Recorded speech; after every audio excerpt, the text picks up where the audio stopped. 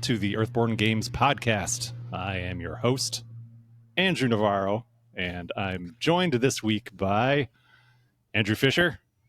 Hello. And Maxine Newman. Yo. We have a little bit of a skeleton crew this week. Anders is unavailable. Evan came down with something this morning, so it is just the three of us, and we've been very busy. I've been traveling for a couple weeks, just got back this week. Fischer was traveling, and we have a bunch of stuff going on, so we're going to do a very short episode this week. We have not done a 0.5 episode in quite some time, so I think it's about time we roll out that option for today. A short episode by our standards. Right. Yeah. Maybe, we'll see what happens. Yeah, maybe standard length episode by other people's standards. Yes. We won't do the whole show structure this time around. We still have Evan's books to do, my book list to do. Those will be on the next full episodes. I still need to go back and listen to your book list, Fischer. But yeah, I have a feeling we're going to have at least one overlap. Let's see. We won't do listener questions this week. We won't have a topic. Work stories I'll just do for all of us. We are all very busy. We're going to be doing some Eidolon playtesting this afternoon, or you guys are, right? But pretty much as soon as this is done. Yeah, I need to start printing and cutting cards. As the moment we get off the call, I'm just going to be running that printer. Yeah, I sent Fischer a terrible deck, so I'm excited. Please waste your time cutting out my terrible deck. Happy to. Yeah, and I've been on the road, so I've been very negligent of my emails. So I have a bunch more stuff to get caught up on. So I'll be doing that all afternoon. And so I came back to the States a couple weeks ago. I started with a visit to Team Covenant. If you are interested in checking out that, if you're listening to this, you probably know about that podcast already. But I had a very lovely conversation with Steven. We talked for, 2.5 hours on a wide variety of topics. If you want to hear a lot about Hub World Eidolon, you could go and check that out. We talked about it for at least an hour and a half, but also talked about Rangers, talked about future plans for Rangers, talked about prospective future games, sorts of stuff. Philosophy on life. Yeah. Yeah. So, well, it wouldn't be a Covenant live stream without some philosophy. So I was happy to be there and be a part of that. That was super fun. And then I spent the rest of my time there watching them play Hub World Eidolon, taking some notes. That coincided with some stuff that you were doing, Fischer, at the time with the rest of the team, and I was very heartened to hear that a lot of the things that I was observing were things that you guys were already addressing by the time I'd reported the results of that trip. But we got we did get some good stuff from Team Covenant's plays, and they were playing using some of our demo deck stuff. And so that also gave us some good data on like how best to kind of show off the game as well. It's going to help us at PAX a ton. Yeah, and that's the thing we're barreling towards right now. We have about 4 weeks until PAX Unplugged. That one really felt like it snuck up on me. I don't know how. We've been talking about it for like a year, but like, yeah, suddenly it seems immediately. It feels looming now. I know. Well, can you imagine if we actually had like a genuine like multi-show presence like so many other publishers? I'd be pulling out my hair. Well, last year PAX, it wipes out our whole week basically, right? And we staff it with our whole studio, so the whole studio is shut down for a week, and so that's what, like at least 2% of our output for the year goes to that show, which sounds small, but you add like 2 more shows and, that's a ton of like just your studio's time when we're this small. We don't have a team who can just do it for us. That's right. Yeah. That's right.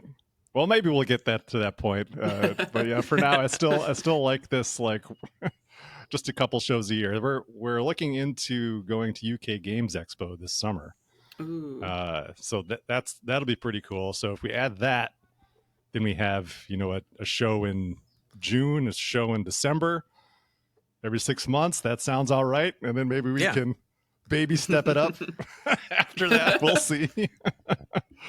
But yeah, so we're getting prepped for that. We just got I just saw the show floor map today. We just got it. I don't think it's available to the public yet, but we've moved up a lot. Yeah, I'm liking our placement. That bodes well. I mean, we'll have to figure out where we're putting all of our stock. Yeah, exactly. That's the thing I told Corey. Like, that was the benefit about being like against the wall last year. We had our hidey hole. Yeah, exactly. And we didn't even have that much stuff. We just had like boxes. So this year, we'll have to figure something out. Corey mentioned maybe just putting a bunch of stuff in his room or something. Store it there. Yeah. Poor Patty has to deal with all our boxes. Well, that makes I understand now, like why Leader Games, for example, like doesn't have like a demo table at their booth. It's like just a retail space. Mm-hmm. So I don't know. I'll talk to Corey. Maybe we can go down on demo tables for a little bit until we sell stuff, and that'll be like, hey, sell all of our stuff, and then it'll unlock another demo table, a stretch goal. Yeah, the stretch goal demo table. I kind of love that. That's awesome. We don't rent tables. We just demo the game on top of a pile of other games, and we use them as our tables. That's great. The more copies we sell, the more convenient the demo table becomes. That's right. Well, until it starts becoming very inconvenient as we run out. Right. True. Everyone's sitting cross-legged on the floor.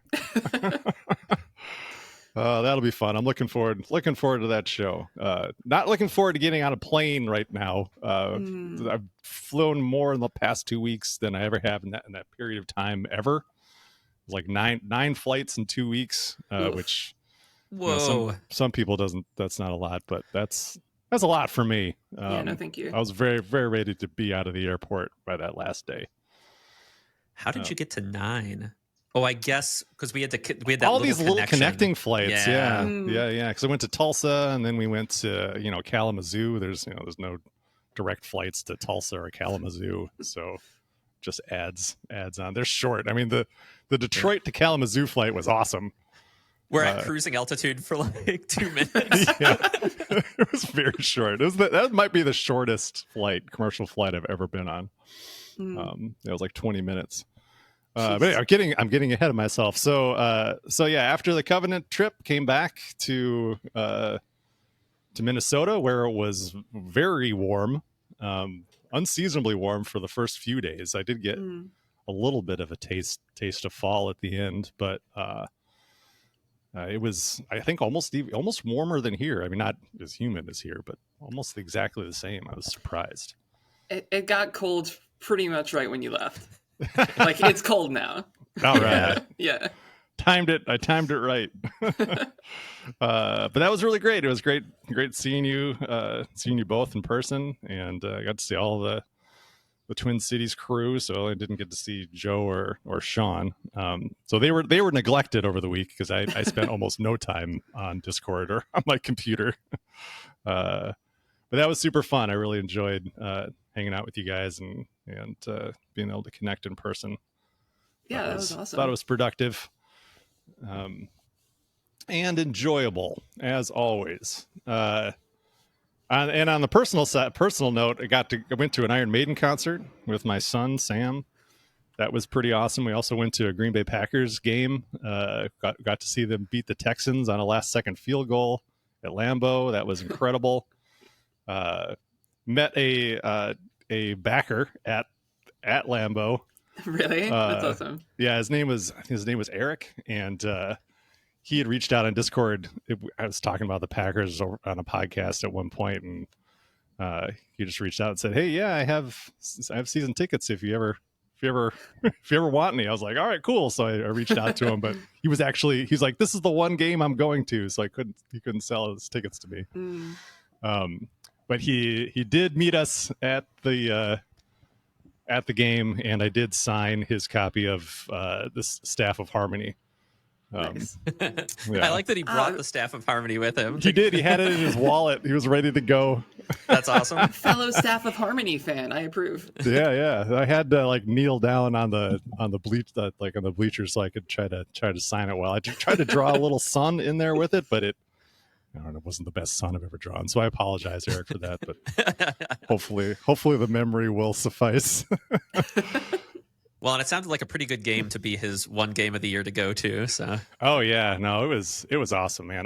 That was such a fun experience. Had such a good time, and yeah, and I didn't tell Sam that I was taking him to that game until he and the rest of my family arrived the night before. They got in late, like at 12:30 on Saturday night.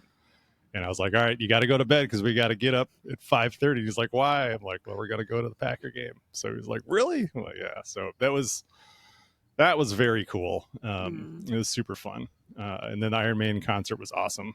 I'm kicking myself for not going to see them sooner in my life. But better late than never. I will go see them again if I get the opportunity. Yeah. And then so after that, Fischer and I traveled to Grand Rapids, Michigan, by way of Detroit and Kalamazoo to visit Delano, our U.S. manufacturing partner.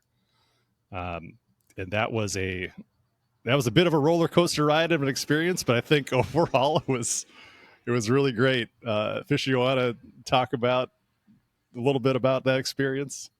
Yeah, I think it was a very productive trip. The big news is we were there to see the first parts of our new printing of Rangers rolling off the presses. So it's starting, it's rolling, they're becoming real objects as we speak. So literally as we are speaking right now. They're manifesting three-dimensionally into this world. I think it's going to take them a couple weeks to crank through everything, right? So they're probably working on it right now. But yeah, it was a really good trip. So our primary goal there was to be on press for these initial parts of the game being printed. So Delano kind of prioritized the items that were most valuable for Andrew and I to see in person and to check. Things that we can't check, they mailed us proofs. I think we shared some images of us checking those proofs, but there's some things that you can't check in proofs because you can only check them when they're rolling off the final machines. And so Delano kind of chose the things that would be highest priority for us to see or most representative of everything. And we kind of reviewed each of these items as they're being first printed so that we can make sure that they're kind of representing, what we wanted to from the game. And more importantly, because this is a second printing of the core game, and we're also printing we're doing local productions on multiple continents, that all of our copies of the game match as closely as possible, so that if people are using a second printing or using a first printing with our second printing doubler or with our expansions, that everything mixes well and looks good when doing it. So yeah, let's see, we went in, what was it, Monday? We went in Monday morning. We got there maybe like 8:40. Yeah. And they had stuff for us right away. It was cool. I've been to a smaller book printer here in Minnesota, and I saw videos of our printer while we were at FFG, but I've never been at a printing operation the size of Delano. We were only at one of the buildings that their broad kind of parent company owns, but it was really cool to get to go through that whole facility and see just the scope of what they can do there. Yeah, they had I don't know, I guess when I would imagine what it was there, I kept seeing something that was, I don't know, similar to the to like the quote unquote factory that we had at FFG. Like I was imagining like this little room, Yeah. but it was massive. It was like three, three connected buildings that had all sorts of machines for various functions. It was really neat. I think the coolest thing was the guy who was on site building the tools. Right, he was like in the middle of like building a tool for a tuck box. Yeah, That was really cool. Those were really cool. So for those who don't know, these tools, what they do, they're dies. So this die, its job is to cut anything, any custom component. Our cards get kind of sliced up by a custom machine that does things that are rectangular, but anything with a custom shape is cut by this die, and it's basically like a giant set of knives in the exact shape that needs to just cut a component. So for example, packaging. And when we create these dies, we will do it in Illustrator or whatever. We'll use Illustrator to measure and create these vector files that show everywhere we need to cut. So I guess I had always assumed that making these dies was this, maybe they CNC it or something, but they do CNC the pattern so that it gets from Illustrator as precisely as possible into a piece of wood. But then it is the job of a craft person to actually make the knives that fit with that plan. And so there's just a guy there, and he had the most like exactly what you would imagine facial hair wise. He had this curly mustache and this long beard, Yeah. and he had this wooden mallet, and he's got all this equipment to shape the knives so he can shape them to very specific radiuses, right? So it's very precise. Wow, that's cool. But then he sits there with this wooden mallet, like pounding all the knives into the wooden block. And it's just a lot more bespoke than I was expecting. Yeah. Yeah, I wouldn't have expected that either. Yeah, it was cool. I had that realization many years ago, just after I saw like photos or video from the production department at FFG's like China trip once, where they showed that same thing. Like these are the tools. This is how they look when they're being made. And that was a huge eye opener for me, because when you see that it's all handcrafted, then you start to understand why there might be some subtle variances here and there, but then also how impressive it is that it looks like it's just all done by a machine, because it's not. Yeah, very cool. I think my favorite machine there was probably the box maker wrapping thing. I don't know what it's called. The box maker it did all of it, everything, right? It obviously. like made the box and wrapped it and glued it and like everything. Yeah, it was cool. It was like I don't know. It's really cool to see, because it's not like a sexy looking machine. It's just a bunch of like conveyor belts and like springs, and they had like where the adhesive adhesive tank was, they had like a couple buckets that were like catching like adhesive that was leaking out of like the tank. Yeah, it was like this old fashioned looking jug, this heated tank of like adhesive, and they've got buckets where it's like leaking, and it's just like it was surprisingly like old fashioned and charming looking, this machine. Yeah, I loved it. And it had this like really great rhythm, because it was like pounding things, and it was like cha-ching, cha-ching, cha-ching, which I would imagine, because there were also people at this machine. It wasn't just working by itself. Like at the end of it, at one point there was someone kind of monitoring it, and at the end there were people like taking boxes off of the machine as it finished up. And being there for a few minutes, I was like, yeah, this is kind of a cool rhythm. But then like I could imagine if you were there all day on that machine, you probably leave at night like, get the sound out of my head. I don't know. For me, that might be pretty soothing. I like trains. I like the sound of a train. Like, oh sure, yeah. So that, I don't know. I might be into that. yeah. Like I said, I liked it in just like a little brief window. So yeah, I guess I'm just projecting how I might feel at the end of the day. One of the other things I found interesting about the box machine, much like the cutting dies being just on a plank of wood and then being just screwed into the machine to then die cut, so that the machine was able to create any box of any size or shape. All of the plungers and things that actually handled the box, the end is just a piece of wood. and it just allows you to just screw a piece of wood that you cut to whatever size you need for the box. And like in this world of like proprietary connectors and stuff like that, it was just kind of refreshing to see machines that were built just to be as flexible and friendly to the people who are using the machine as possible. It's like, yeah, just throw whatever piece of like shape and size of wood you need for your box on the end of this. You don't need to buy some custom $10,000 box tip from the machine manufacturer. It was both surprising and like refreshing. I don't know if all the new machines do the same thing, but these old machines just felt flexible. Yeah, it was really cool. And I guess it was like an Italian made, right? That was an Italian made machine. I think so. Yeah. Right around that time, you were asking like where they were all shipped from and stuff, and I think that one was Italian. Yeah. No, it was very cool. Yeah, we got it. Nick at Delano gave us a full tour, and it was pretty awesome. While they were making adjustments to things, yeah. So like when we when we first got there, they had the box, like the box lid on the machine ready for us to approve. They're pretty much ready to go, like right at 8.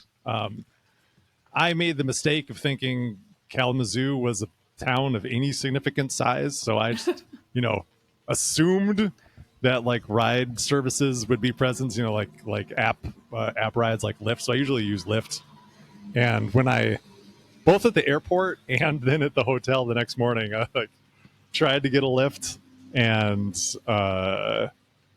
it would not even like give me any driver information. Like, we'll give you your driver information in 10 minutes. I'm like, oh geez, this is a bad sign.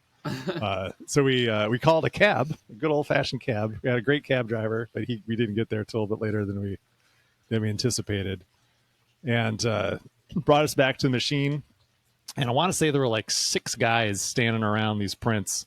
They had multiple prints out, and they were just waiting. And I think we discovered pretty quickly like what they were all waiting for, because they were already trying to solve a problem that was evident.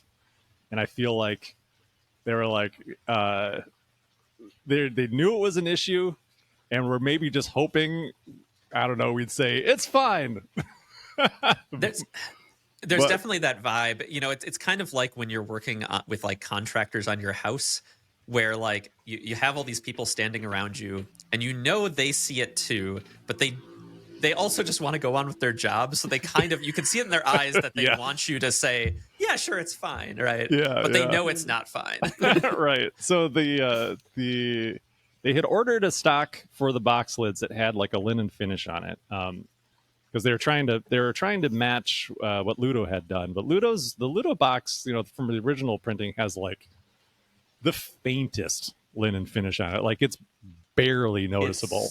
It's so subtle. Yeah, like, and I think I was actually surprised by that linen, because I was just saying, let's just do it matte, which it practically is. Yeah, my camera doesn't even pick up the like linen finish on that glare. Exactly. Yeah. It's like not even there. So anyway, they'd ordered this stock, and they've worked in linen before, but this was the first time they'd ordered an FSC linen. And the paper stock, for whatever reason, which was clearly a surprise to everybody, had this like subtle vertical stripe pattern in it that was not super noticeable just when it was the white paper, but then when you printed on it, you could see like the ink had a lot of trouble like penetrating down into the valleys of that pattern. So the first test prints of the box we saw had these like, I don't know, almost like vertical patterned curtain look to it. It kind of looks like when your inkjet printer hasn't been cleaned in a while, and you get like those kind of streaks. Yeah, that is what it looked like. And I don't know, like I guess I went into it like expecting there to be issues. So like I wasn't I wasn't thinking like it would all go perfectly. But that was like the first thing we did was look at that and be like, well, that's not going to work. What can we do? So just to alleviate any suspense, it ended up being solved by the end of the day. But effectively, we were able to get a non-linen finish FSC paper replacement that'll show up there, I think today or like early next week. Well, yeah, and we've talked about this on past podcasts, but FSC can be tricky. Yeah. To get the certification, it needs to be followed throughout the entire process, and because of that, depending on your factory and the stock you want, you sometimes need to basically order it from the start of the paper manufacturing process. So it can be a long time before you get that stock. Yeah. And it's not just sitting around like other stocks often are. And because of that, we were nervous. Yeah. Well, I mean, it was would like delay the. Yeah. Well, I went through most of the day thinking, well, we're just going to have to delay fulfillment for 2 months. No, if you use the thumbnail that you posted in Discord, you can like see it in Andrew's eyes, because this is like a couple hours after this, and like I feel like that whole morning you kind of had this like 1,000-yard stare where you're just like, oh, crap. Like, and so you can kind of see it in your eyes in that photo that you're still kind of stressed about it. Yeah. Like I didn't feel super stressed. Maybe it would come out later. Maybe it was just repressing the emotions. No, you were. I mean, we were fine. We were joking around, but you'd occasionally just kind of look off and be like,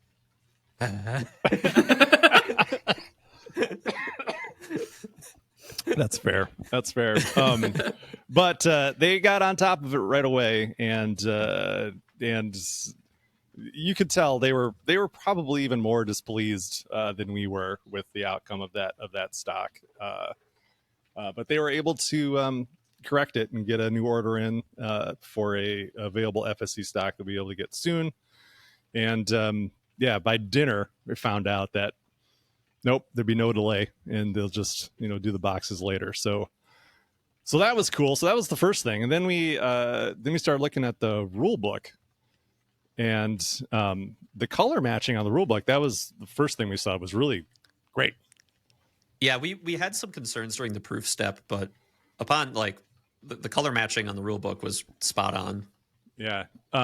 But then we noticed something with that was a little bit weird. That had this almost like denim pattern to like one of the inks. I think the magenta was applying at a weird angle or something. So it effectively created this like kind of like a moire pattern, but also kind of like aliasing almost for those of you who are familiar, where you get kind of like jagged edges on things like on a pixelated screen. We were kind of getting that on certain aspects. Yeah, just on some of it though. Some of it was looking really crisp, and it was just the colors that magenta was touching. But so that took a while to fix. Eventually, we had to move it over to a different press, and that solved the problem. And that was the process of investigating. That was really cool though, because we like used one of their high power jeweler's loops, and like you can actually look at the actual dots. So for people who have heard the term DPI, dots per inch, for printing is actually just a mosaic of all these tiny little dots, and you can't normally perceive them with your eye, but you look at them through the jeweler's loop and you see this mesh of C, M, Y, and K dots. And we could see through that, like, it was some of the issues we were seeing in this, it was in some of the yellows, and where the yellow got richer, one of the experienced printers was telling us that's going to be magenta. And we're like, how in the world is that magenta? You can't see it. But as soon as you look through the jeweler's loop, like his instinct was dead on. You could see, these magenta, you have the yellow dots, right? But then you have the magenta dots, and you could see where they were bleeding to create the like effect we were seeing. So that was really cool and informative, and like a level of looking at the prints that I hadn't really engaged with before. Yeah, I couldn't really process, like I didn't know what to do with the information I was getting when I was looking through that jeweler's loop. Because it's so magnified. Like I'd looked at like I think everyone who's like collected comics or whatever, like back when that's how they used to print them, like look at it with a magnifying glass and you can see the pattern. But this is like seeing the pattern in that pattern. It's like that close. So Yeah, I think I look at it, I'm like, yeah, that looks, I don't know what to do with that information. yeah, I think when you first look through it, you're like, I feel like I can see the DNA of the trees.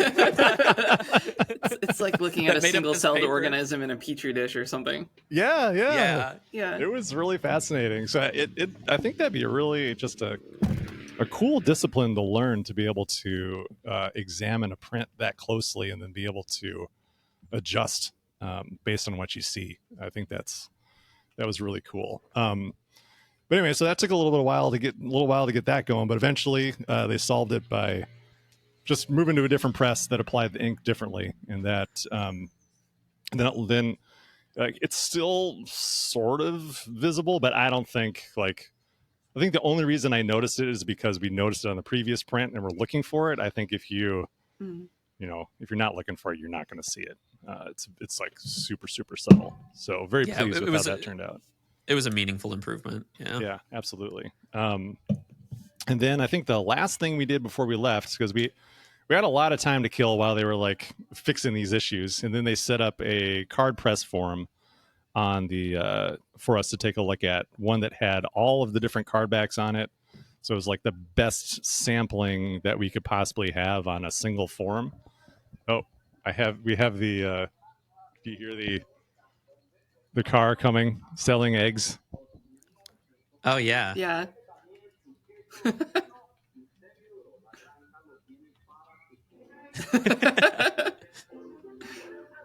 Oh, there's the song.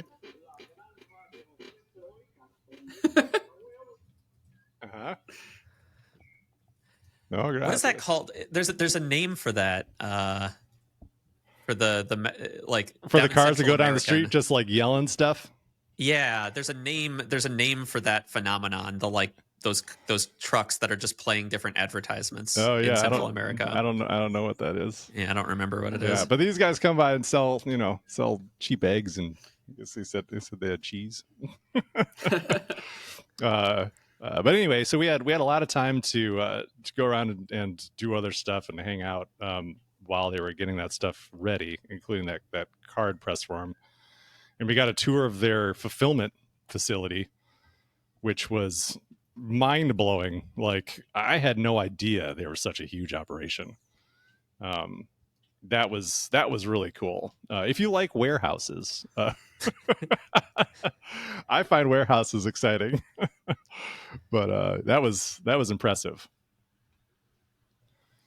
Yeah, it was huge, and we got kind of toured through it and we're showing some of the ways they were kind of improving automation and stuff. They're handling several different game companies in addition to like whole other realms of business. I didn't realize that Delano was under such a larger umbrella and they had so many things going on. It was pretty cool. Yeah, they were like processing like tens of thousands of orders a day for like this. I think it was like a cell phone accessories. Yeah, it was company. cell phone cases. So they make all kinds of stuff there. Oh yeah. No, I don't know if they printed the stuff there. They have the printing business, but then they also have just a fulfillment business. Oh, gotcha. So whether they printed there or not, they also do that. Yeah. And they have this huge campus with a ton of people working there, just processing thousands of orders a day. Wow. On the printing side, I think the most impressive thing they showed us was did you ever stay at the JW Marriott when we were going to Gen Con in Indianapolis, Maxine? Mm-hmm. The really big. So they printed for, was it the playoffs, Andrew? It was the NCAA basketball tournament. Yes, for the NCAA tournament, they printed a bracket that hung on that Marriott and covered the entire exterior surface of the building. What? It was like enormous. And then they had like a climbing team go down every time a game was played. They would go down to like add the results. And That's intense. Each result line was like what? Like 30 feet across at least? Yeah, probably not that big, but yeah, but very like at least like 10. Maybe. Yeah. Well, I don't know. Maybe it was like 20. Because you'd have to read it from the street. So that was crazy. So anyway, very, very impressive operation there in a lot of respects. So last thing we did is we looked at that card press form and just fine tuned those colors to the maximum.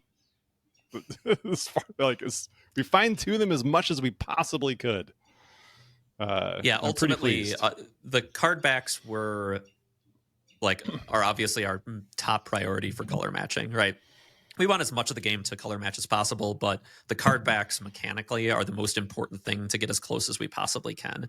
It's never going to be perfect. We even have, there's always variance, even within a given print run. You sometimes get a little variance. Well, we brought those samples from Ludo, and hilariously, they were like on totally different ends of the spectrum. So I was so mad. I was so mad about that. We had written them all these emails talking about the color temperature, and then I looked at the copy they're comparing to, and I'm like, well, that's why, because our first printing had all this variance. Yeah, exactly. But I think, I haven't heard anyone complaining about the cards being all over the place, but the packaging, like the first batch that we got was very yellow, and then by the end, the last few copies we received were more accurate to our PDFs than that first batch. And that's something I noticed when I just brought a copy of a game to someone, a friend of mine, and I had it stacked on top of mine. I was like, whoa, that's very different.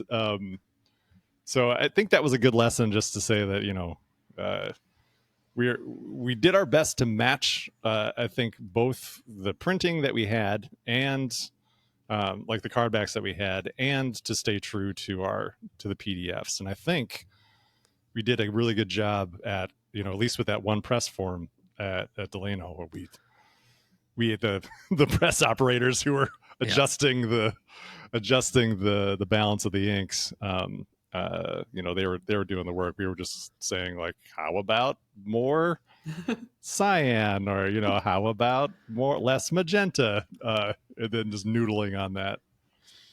Well, yeah. You can kind of see, if you look at the thumbnail from this episode, Andrew's standing next to some of the rollers that are loading the ink. And so at the very end of the line, there's a computer where they can kind of dial in the tolerances for how much ink is getting pulled in by those rollers. So, exactly how heavy each color is going to be. And so, they spool up the machine, crank off some copies. We look at them, we kind of compare colors, and then they make adjustments.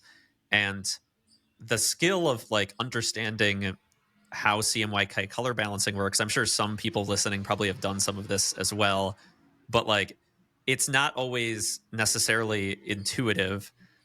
CMYK mixes down to effectively black, right? Like the more color you add, the darker things get.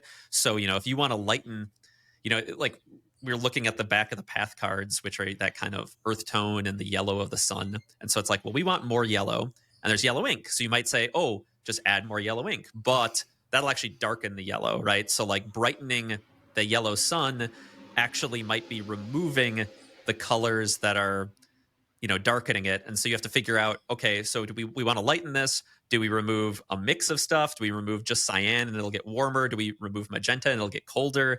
And so I was grateful to have the Delano folks there, so we could just kind of express our general desires for the color, and they could kind of workshop, what that actually means for these fine tuning. Because I think if it was just you and I sitting there adjusting CMYK values, we could have been there all evening. Yeah, well, I'm pretty good at color matching in Photoshop, but you have so many other tools available to you there. Where when you just have ink and the ink levels with physical media, it's way more difficult. So yeah, pretty much we got it to the point where I felt like the only way we could make it any closer to the existing cards is if we were to go and do global changes to the cards themselves. And that's obviously that's a bridge too far. We don't want to do that. That could cause all sorts of problems on later printings. So I think we're very happy with where we got with the matching on the especially on the Ranger backs. Look fantastic. The path backs I think look really good. And we actually ended up matching the grays on the set, like the set name.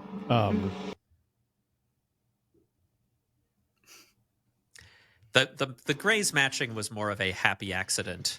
Yeah, but I think that was a good like indicator that we're really close because as well, how did Nick describe it? Like trying to nail Jello to a tree. Is that how he described? Yeah, it was something like that. He was talking about, so if balancing light earth tones is really difficult. So if you think about it, that means when they're light, it means there's very little ink. And when they're these earth tones, they're actually a mix of a bunch of different colors because none of them are pure CMY or K. And so it's a mix at very low percentages. So if you think about that, if one changes even a little bit, it's a proportional large change to the color mix. Mm-hmm. And so any little variance causes these earth tones to go all over the place, or these grays as well. Rich grays that aren't just a percentage of the K ink, the black ink. And as those of you listening well know, Earthborne Rangers is full of light earth tones. Almost entirely light earth tones. Yeah. We accidentally made a game that was very, very difficult to match, or just consistency, But I think like I said, I have not heard anyone complain about any customer complain about the cards in their that they received in their game being off or being easily identifiable from one another. So I'm confident in this printing that we'll have a similar experience. Where there will be some variance, obviously, because there was variance in the first printing as well, and it all worked out. There will be variance here, but I think we did a good job of making it so that if there is variance, it's not going to be offensive to your eyeballs, and hopefully if you're playing, it won't trouble you too much when you're combining your various expansions with one another. Yeah, Maxime, were you ever able to see the factory at all? Did the LCG team at FFG ever see videos of the various card games coming off the presses or anything? No, nothing like that. We interacted a lot with the POD room in our warehouse, but never anything from the Chinese factory. Yeah, POD, for those of you not versed, print on demand is usually like digital printing as opposed to these plates with inks that we're dealing with here. Yeah, Delano actually also had a decently sized POD digital printing department as well. Oh, sweet. Yeah, that's awesome. But yeah, I never got to see any of that stuff. It's unfortunate. Well, maybe we can have you on press for the next rollout of the That'd stuff be cool. You're working on now. Yeah, that is a nice thing about having having Delano so close. It was only like 3 hours total, I would say. I mean, not counting the huge delay we had out of Detroit. We spent about 3 Kalamazoo flights worth of time on the tarmac while we were waiting to get out of there. If it's on time, it'd go really fast. Or you could just drive. You Google mapped it, right? Fisher was like 8 hours. 8 hours, yeah. That's not bad. 8 and change. Yeah, I considered, given the price of the last minute flight, I considered just getting in a car. But there is some benefit. It's I think across waiting and getting to the airport early, we were like 6 hours and change. So it's a little longer. But if you're driving, you can't do anything else. Yeah, and you're a lot more locked in. And I just felt like being able to do other things was worth it to me. Yeah, absolutely. But yeah, so after we finished up the color calibration on the card press form, that was pretty much the end of the day. That was like the very end of the day. So we started like 8:30, got out of there like 6 something, and then went and had a lovely dinner. Got up in the morning, very relaxed, got some work done, and then headed out, and that was it. So that's exciting, just to know that it's actually happening right now and will be done soon. So keep everyone posted as to when the final assembly will all be done. We do have a very small order that we put in so that we'd have product at PAX Unplugged in a few weeks. I doubt the full assembly for everything will be done by then. Those copies, if we get them, still not 100% guaranteed, but the odds are good.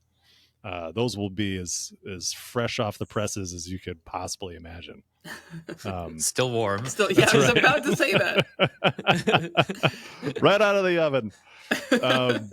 So hopefully they'll finish assembly early December, and we can start rolling out. Like, part of the cool thing about Delano, again, and both to our mission and just for the coolness factor of it, is there's a very, very strong possibility, if the pricing works out, that we can do fulfillment using their fulfillment capabilities. So the product doesn't have to travel more than like 100 meters from the factory to the fulfillment center and then out. So if we were feeling spicy, I don't know if this is something we actually could do, but we could, like, as games are being assembled, they could be moved to the fulfillment center and then go right out the door. So that'd be very cool. That's cool. So we'll keep everyone posted once we have more of a idea of the final schedule, but games are being printed. It's happening. All right. So I think that'll do it. We went longer than I expected. Yeah. Hopefully people enjoyed our glimpse into a little bit of what goes on at the factory. I know like this stuff is very fiddly and things that people don't often think about, but I think that's why folks are listening to our podcast. That's right. Is to hear the nuts and bolts. I think the people who've been sticking with this podcast for the last couple of years are here for this kind of thing. So yeah. So I hope you all enjoyed it. So thank you, Maxine. Thank you, Fischer, for joining me on this special 0.5 episode of the podcast. We'll be back in a couple weeks with hopefully a full version of the podcast, and we'll get into Evan's book list, which I'm very excited to hear. Yes, me too. All right. Thanks for joining us, and we'll see you next time. Bye.